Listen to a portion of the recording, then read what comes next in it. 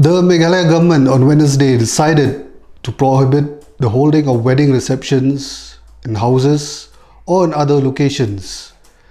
in the districts of East Khasi Hills and Bhoi. This was taken at a review meeting held today, chaired by the Chief Minister Shri Konrad K. Sangma. Deputy Chief Minister Shri Preston Tinsong, while briefing reporters today, he said that in view of the surge in cases in these two districts, it was felt that the order to allow holding of wedding receptions should be withdrawn for the time being.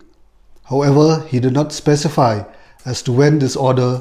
would continue. At the same time, Mr. Tinsong clarified that while wedding receptions have been barred, the solemnization of marriages can go ahead. Kabangakwa ban pentip Ahmad Jongpi na kabenda ke jingtip ki pajba nong song snong jong ke jela menta kasngi haka review meeting ki bingi syong hapok ke jelam jong Chief Minister jongi nila sim ya kane karai bat kata karai kalong ba iya katu ko notification ka bingi la penmi hakini ki penai ki beladep bangi sya ya kitu ki long ying long sem ba kindon kata ka reception ka wedding reception lene ka jing kawai nak benta ka syongka ka syongman ka bengla sya boros kata nrei menta ka sngi ngisim ya karai ba ya katu ko order ka bengla sya mentangi withdraw no ka bamut ka wedding reception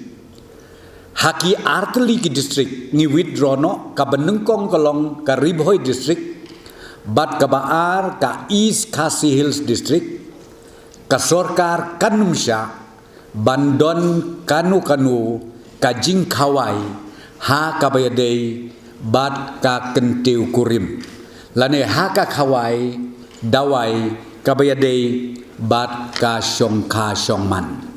bat kane ka implies ru ya ki jing khawai ki bapher kane kan trekam nadu menta kasni bat kabangas ngau kabangakwa ban ong nakaliang joka sorkar namang nitip bun bah ki belai apply ka application hakini ki artli ki district kawai Bhoi district bat kawai East Khasi Hills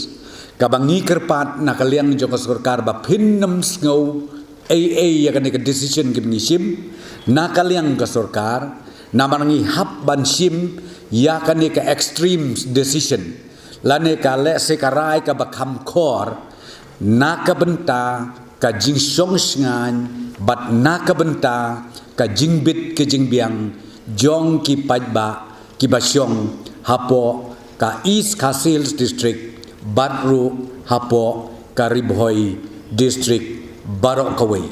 kani karai ngisim day namar ba ki cases ki ba kumala I report I health minister ki bun ki bajia kadeha East Khasi Hills bat kabaar hapo Bhoi district bat kane ko order